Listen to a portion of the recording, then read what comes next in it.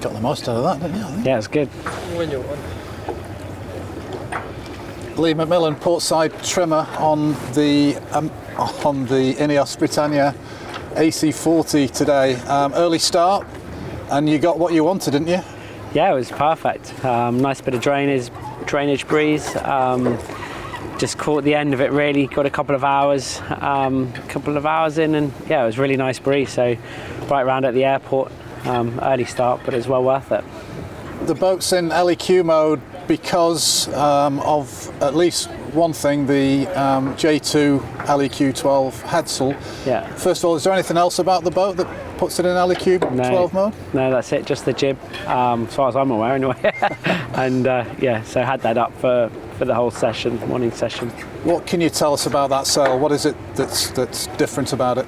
Well, it sets up slightly differently to the one design, but not hugely.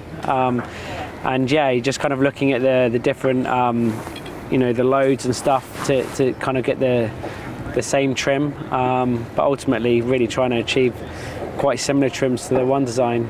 There's a bit over range at times today, and that you can kind of see some differences there when you take it over range, but yeah, not a huge amount of difference.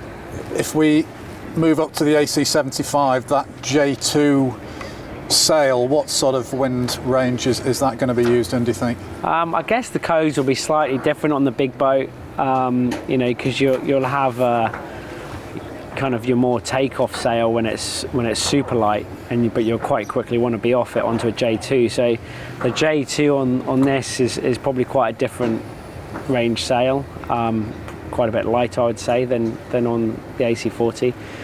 And then obviously you've got a lot more codes, going all the way up to the J5s and even 6s. So yeah, it doesn't really cross over to the big boat very well, but just looking at kind of how it works under load and things like that is quite important. We saw you do a lot of manoeuvres today and a fair amount of straight line sailing too. We also saw you doing a very fast reach where you came tearing past the recon boat. You must have set a new top speed, didn't you, today? No, we didn't actually. We got close, but I think we saw a 47 at one point. Mid 47s, but yeah, it's quite hard. Obviously, again, we had the J2 up, so it was a bit over range, especially for that reaching to hit top speeds, and a little bit compromised on sea state. But yeah, it was good to give the thing a bit of a push. It's quite good fun. Just quickly, what can you learn from reaching?